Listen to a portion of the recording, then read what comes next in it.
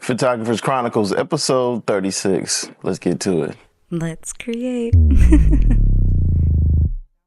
What's up, y'all? I'm glad to see that you all joined me again. We're going to jump right into it. I got a little cold, so hopefully this will go a little bit smooth. So in today's episode, we're going to talk about thinking outside of the box. So when it comes to thinking outside of the box as a photographer, we're usually thinking about like ideas and creativity. But there's also times where you have to think outside of the box as far as just your mindset, just how you see people, social norms, things like that. I recently had a photo shoot that had me to where I had to really change my perspective on things. Kind of was a boudoir situation.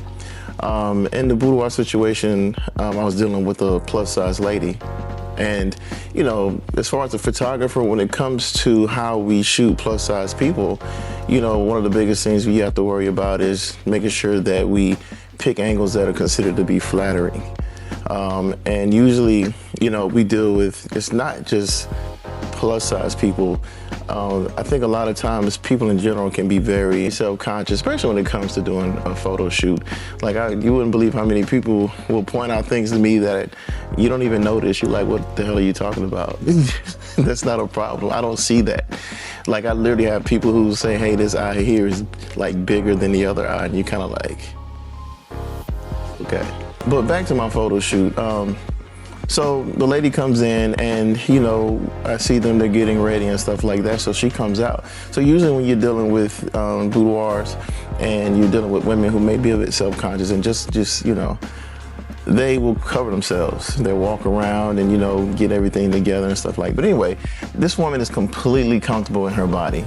Like, she's walking over to me and she's talking to me. I mean, she's just completely free. And I've been doing this a while, so it takes a lot for me to be uncomfortable, you know, when it comes to people walking around half clothed with me, you know. But there's only been two situations to where I blushed. My first boudoir session was not supposed to be a boudoir session. It turned into that. But the lady was so comfortable with her body and so free, and I had never been around that before, and I really blushed. I could barely look at her because she was just so confident and so free and just, you know, like I said, I'd never done that before.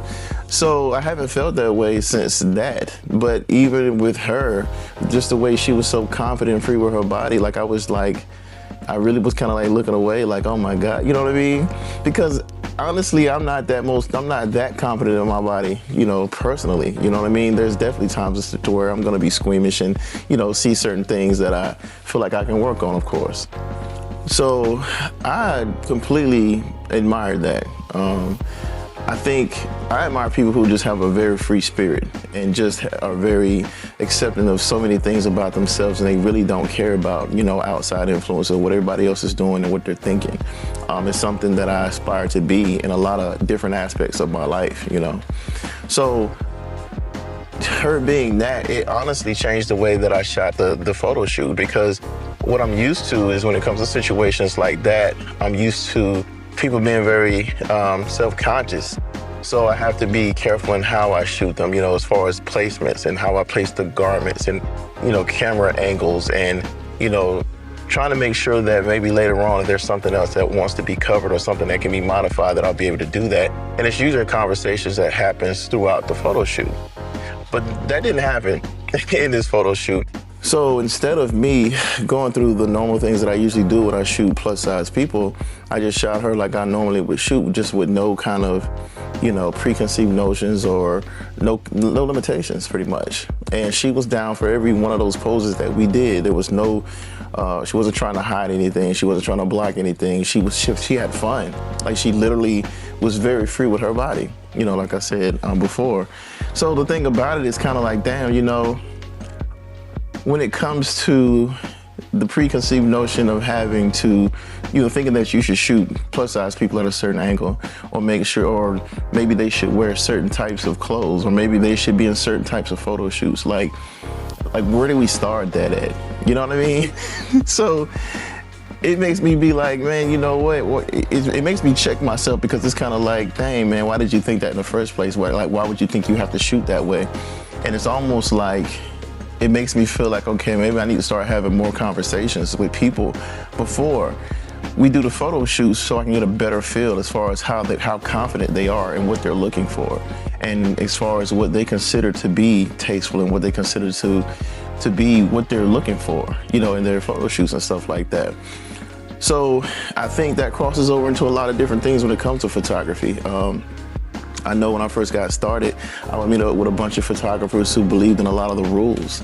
Like, you would talk about beauty, style, composition, things like that. They were very technical. I do not shoot that way. I don't like that mindset. To me, art is art, and you just do things that look good. Now, it's good to know those rules, and there's some times where they can apply to where it actually does make for a better photo. However, I don't think it's something that you should stick to. I don't think it's something that should be in your mind in the very beginning of your photo shoot, period. So it just was a reminder of when doing this, making sure that I'm free. Like, my spirit is free, my mind is free, my heart is free, my vision is free. And that's gonna be the best version of your art, in my opinion.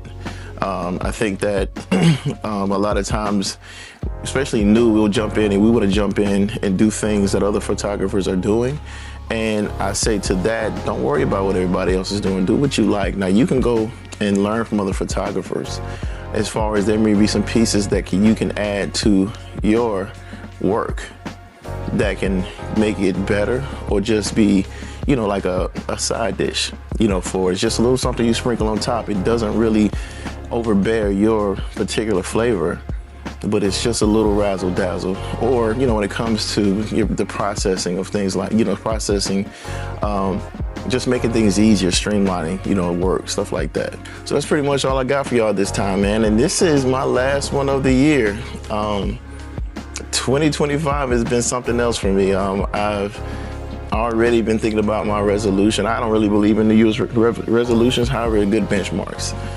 So I've definitely already been thinking about what I want next year to look like, and just also looking at this year, just looking at how good God's been.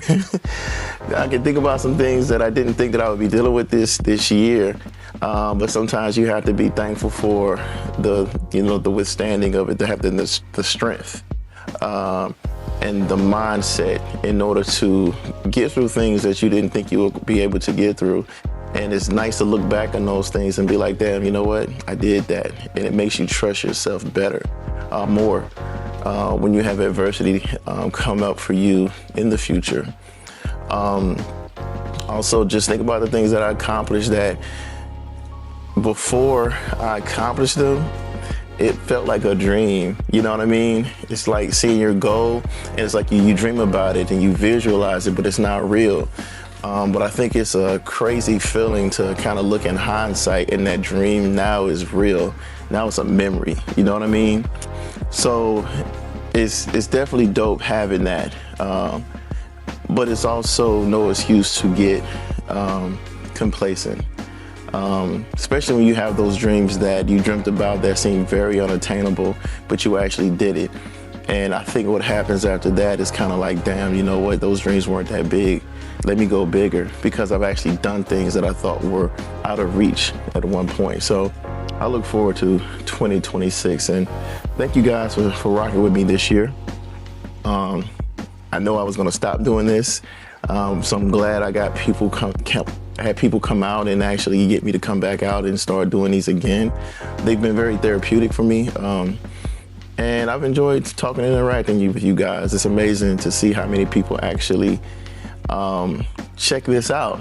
Sometimes the numbers and the interactions don't really match with reality until you actually get out there in the neighborhood and in the city, and people know you from this. So again, I appreciate every one of you guys for checking me out and rocking with me, and motivating me to keep doing this. So with that said, this is it for me. Merry Christmas, of course. Happy New Year. And I look forward to you guys in 2026. All right, y'all, be easy.